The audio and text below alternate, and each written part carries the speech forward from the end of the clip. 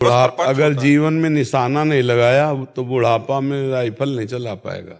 एक बाहरिक आधुनिक यंत्र के चलाने के लिए पूर्वाभ्यास जरूरी है, बिना अभ्यास के नहीं चलाया जा सकता। तो मन को सच्चिदानंद भगवान में आपने अभ्यास नहीं किया तो बुढ़ापे में कैसे हो सकता है? भजन तुम खिलवाड़ समझते हो? देखो ना मन को प्रभु में लगा के, कितना कठिन काम है सृष्टि में। अगर सबसे बड़ा कठिन काम है तो मन को भगवान में लगाना कठिन काम है, भजन में लगाना कठिन काम है। अब बुढ़ापे में जो जीवन भर परपंच किए ना, भजन किए नहीं, तो बुढ़ापे में भजन नहीं होता है। माला हाथ में रहेगा, सोएंगे और जहां दो चार बुढ़े बैठे वहां प्रपंच की वार्ता करेंगे, भगवत वार्ता, कृष्ण रूप गुण महिमा, भगवान की ये तो नहीं करेंगे। इसीलिए कौमार अवस्था से, किशोर अवस्था से, यौवन अवस्था से जो भजन होता है तो धीरे धीरे लड़ते लड़ते दोषों से वो वृद्धावस्था तक विजयी हो जाता है, वो निर्दोष हो जाता है। और पूर्वाभ्यास भजन का है, भगवान में तन्मय है तो भगवान को प्राप्त हो जाता है। जिसने जवानी में पापाचरण किया वो बुढ़ापा में भजन नहीं कर सकता, प्रपंच करेगा पक्का समझ लो। और जिसने जवानी में भजन संभाला तो बुढ़ापे में भजन हो सकता है, अन्यथा नहीं। आप लोग देख लो, खुद देख लो, हमारी बात का अनुभव करके देख लो। अगर भजन नहीं किया तो बुढ़ापे में भजन नहीं होगा, पक्का नहीं होगा। और अगर आपने भजन पहले से अभ्यास किया है तो आप भजन कर लोगे।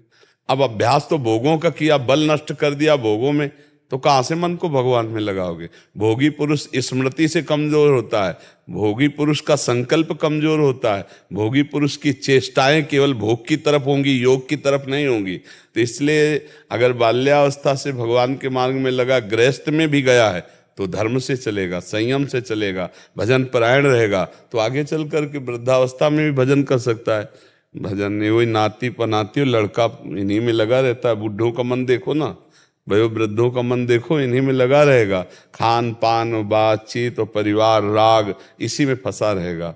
और जब बाल्यावस्था से भजन किया जाता है तो उसका गृहस्थी में रहते हुए भी प्रकाश होता है। वो गृहस्थ में है लेकिन गृहस्थ में रहते हुए भी संत है, क्योंकि उसने अभ्यास किया है भजन का, उसने अभ्यास किया है राग त्याग का। पर बहुत कठिन बात है, संसार में सबसे कठिन बात है मन को प्रभु में लगाना। इससे बड़ा कोई कठिन काम नहीं है। मन को प्रभु में लगाना बहुत कठिन कार्य है, और जिसने ये कार्य कर लिया वो माया से मुक्त हो गया। जो मन को मय्ये वो मन आदत्सो मयि बुद्धि निवेश है, भगवान में मन लगा दिया, भगवान में बुद्धि लगा दिया तो भगवत स्वरूप हो गया, क्योंकि भगवत स्वरूप था। तो कठिन काम है, इसीलिए कहा जाता है जवानी में सब इंद्रियां बलवान होती हैं। अब भोगों की तरफ जा रही उनको रोको, गलत मार्ग से रोको और भजन में लगाओ, तो यही आगे चल करके आपका अभ्यास पुष्ट कर देगा। भजन में वृत्ति लगना या प्रभु में वृत्ति लगना या प्रभु के निरंतर चिंतन में रहना, अगर पूर्वाभ्यास नहीं है तो नहीं हो सकता, चाहे जितना आ जैसे, पक्का समझो नहीं हो सकता। नई अवस्था में, अच्छा बुढ़ापे में ढोलक सिखा दो बजाना, भला अंगुरी काम नहीं करेंगी, नहीं करेंगे ना। और बचपन से अगर उसने किया तो देख लो नाचेंगे उंगलियां उसकी। पूर्वाभ्यास सारा काम करता है, अभ्यास में बहुत बड़ा दम है। जब बाह्य क्रियाओं के लिए अभ्यास की प्रधानता है तो भजन में क्यों नहीं? अभ्यास योग युक्त चेतसा नान्यगामिना, ऐसा अभ्यास कर ले चित्त भगवान की सेवा। थोड़ा भी अभ्यास पूर्व का है तो बुढ़ापे में सफलता हो जाएगी। अगर पूर्व का अभ्यास बिल्कुल नहीं है तो बिल्कुल नहीं, प्रपंच ही भरा रहता है, प्रपंच, दूसरी चर्चा नहीं। इसीलिए खुद अनुभव करके देख लो भाई, दूसरों का उदाहरण नहीं, अपना अनुभव करके देख लो। यदि भजन में मन नहीं लगाए तो तुम कितने बड़े भजनानंदी हो, भगवान को साक्षी करके देख लो। ऐसे बोलना अलग बात है। अगर आपने अभ्यास किया है तो आप चाहे जिस अवस्था में हो वो अभ्यास आपका काम करेगा, भजन का अभ्यास काम करे। इसीलिए प्रहलाद जी ने भी यही कहा है, कौमार अवस्था से भजन का संस्कार डालना चाहिए। भर्तरी जी ने कहा, यावत स्वस्थ मिदम कलेवरम यावत च दूरे जरा, जब तक तुम्हारा बुढ़ापा दूर है, शरीर स्वस्थ है, तब तक तुम साधना कर लो, भजन कर लो। नहीं फिर बुढ़ापा में भजन करने वाली बात ऐसी है जैसे आग लग गई फिर कुआं खोदो, तो क्या फायदा है? पहले से पानी तैयार तो आग बुझाने की व्यवस्था है। बुढ़ापे की जो आग लगती है, अब न देख पा रहे हैं, न बोल पा रहे हैं, न उठ पा रहे, भजन में मन लगेगा। वही लड़का बच्चा परिवार उसी में, क्योंकि जो अभ्यास किया वही अभ्यास होता है। जाया देख लो, अगर अभी जवान हो तो आप संयम में आ सकते हो, नहीं तो फिर आना बहुत कठिन है। और ये बताने की जरूरत नहीं, आप समाज में हो, आप देख लो कि वृद्ध हैं, चल नहीं पाते, लेकिन उनकी हरकत कैसी है? क्यों? क्योंकि उन्होंने अभ्यास भजन का नहीं किया है। और जवान हैं 22, 28, 30, 35 के, 300-400 सब नए लड़के हैं, हर समय अपनी दिनचर्या में, बीमार शरीर है फिर भी दिनचर्या, ऐसे हमारे साथ दिनचर्या। ऐसे आप गृहस्थी में दिनचर्या कर सकते हो? 3 बजे उठो, आसन लगा के बैठ जाओ, घंटा 2 घंटा नाम जप किया, अपना काम कर रहे हैं नाम जप करते हुए, जब समय मिला शास्त्र स्वाध्याय कर लिया, सत्संग सुना, चाहे किसानी करो, चाहे व्यापार करो, चाहे जो ड्यूटी करो, एक बहुत दिव्य जीवन हो जाए। अब जो आसुरी प्रवृत्ति 11-11 बजे तक सोते हैं, कैसे भाव से देखो, जरा सा भाव उठा तो 60-60, 70-70 हजार लोग खड़े होते हैं। रात्रि के 2 बजे हम उतरते हैं तो 2 बजे वो हमको मिलते हैं, इसका मतलब वो 12-1 बजे से खड़े हैं। देखो, भाव ही तो, भक्ति की भावना ही तो है। किसके दर्शन करने आते हैं? एक यही तो भाव कि भगवान के भगत हैं, बस उन्हीं के दर्शन, भगवान की भक्ति के दर्शन करने आते हैं। और अगर स्वयं में भक्ति जग जाए तो सोचो कितना आनंद जागृत हो जाए। तो हमें लगता है कि यौवन अवस्था में ही यदि सुधार हो जाए तो हो जाए, बुढ़ापा में सुधार होना मुश्किल है। अब कोई ऐसे चमत्कार हो जाए तो बात अलग है, तो वो भी कैसे होगा? जब तक अभ्यास ले तब तक कैसे हो सकता है? कि अब वो ऐसे भी यार कहते बूढ़ा तो होता राम राम नहीं सीखता, सीखता है भला? बचपन से उसे सिखाओ मिट्ठू बोलो राम तो बोलेगा, नहीं बोलेगा? और जो बूढ़ा तो होता उसको सिखाओ तो नहीं बोलेगा। तो ऐसे हमारी वृत्ति जब वृद्धावस्था में चली जाती है तो भगवान का भजन नहीं होता। हमने देखा है, कुर्सी पड़ी 2-3 और 2-3 बूढ़े बैठे, माला हाथ में, और प्रपंच की बातें हो रही। ये कोई भजन है? भजन तो वो है कि जो नाम हम जप कर रहे हैं, उसी का ध्यान कर रहे हैं, उसी में डूबे हुए हैं, उसका स्वाद लेकर राधा राधा राधा, बात करने की फुर्सत कहाँ है? अरे पूरा जीवन प्रपंच में गया, बुढ़ापा है, डट के भजन करे, तो जो अभ्यास नहीं तो नहीं होगा। हमारी तो ऐसा शास्त्र सम्मत बात है कि यदि बाल्यावस्था और यौवन अवस्था में भजन का अभ्यास नहीं किया गया तो बुढ़ापे में भजन का अभ्यास नहीं हो सकता। बड़ा कठिन है, क्योंकि प्रपंच से रंगा हुआ मन वो भजन में राजी ही नहीं। इसमें यह है कि यदि शब्द लगा के बोल रहे हैं, यदि वो उस समय ये सावधान हो जाए, जैसे उदाहरण में आता है तितुक्ष ब्राह्मण की कथा श्रीमद् भागवत में 11 स्कंद में आती, कि वृद्धावस्था में जीवन में कभी उसने भजन नहीं किया, जीवन में कभी दान पुण्य नहीं किया, कोई तीर्थ नहीं गया। अब उसकी संपत्ति सब बच्चों ने छीन ली, मारा पीटा, घर से निकाल दिया, बूढ़ा आदमी। तब उसको याद आया कि यार जिनके लिए मैंने, पूरे परिवार के लिए हमने जीवन भर संपत्ति कमाई, आज हमारा परिवार में कोई नहीं है और मैं बूढ़ा हूं, कोई मेरा साथ देने वाला नहीं।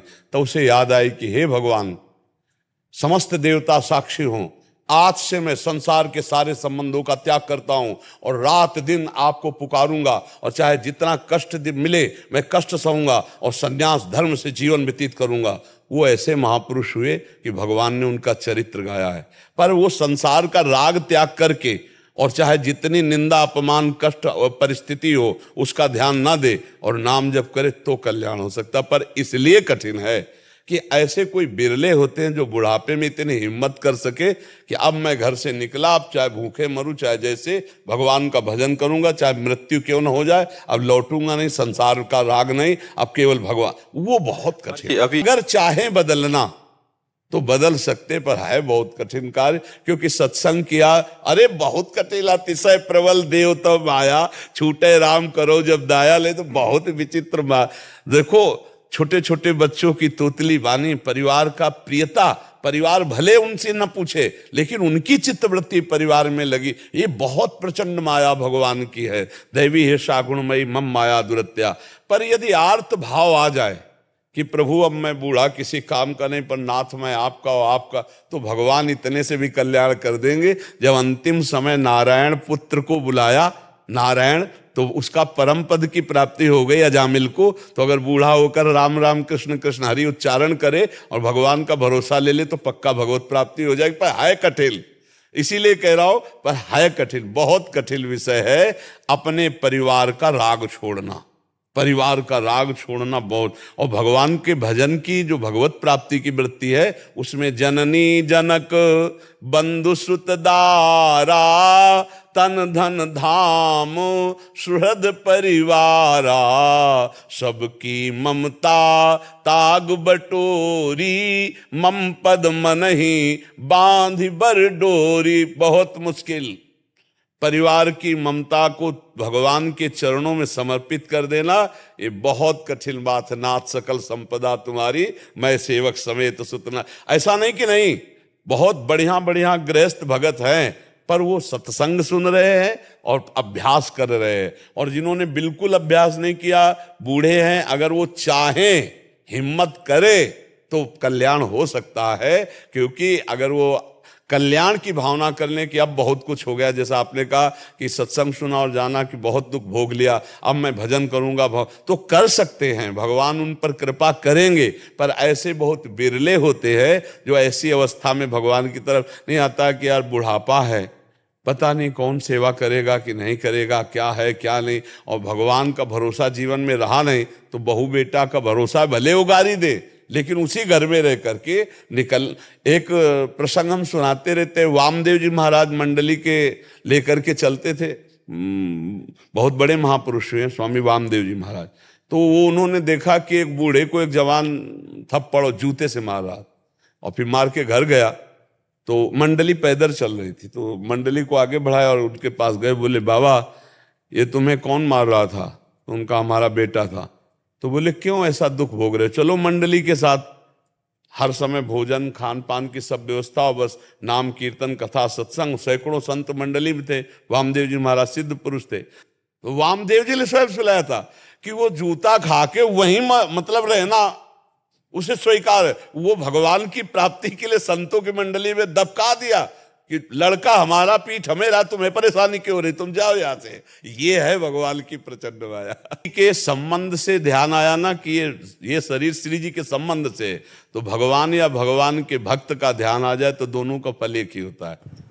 तो आपके चिंतन आता है। हाँ, तो बस भगवान और भगवान के संबंध, हमारे शरीर के संबंध का भाव यही तो आएगा ना कि किशोरी जी के भक्त हैं, ये संत हैं, भगवान के भक्त हैं, तो दो का ही सुमिरन, भजबे को दो ही भले, कह हरि और कह हरिदास, भगवान या भगवान का भक्त। तो अगर भगवान का ध्यान आ गया तो भगवत प्राप्ति हो जाएगी, और भगवान के भक्त का ध्यान आ गया तो ध्यान मूलम गुरु मूर्ति, पूजा मूलम गुरु पदम, मंत्र मूलम गुरु वाक्यम, मोक्ष मूलम गुरु कृपा, फल वही प्राप्त होगा, इसमें कोई संशय नहीं है।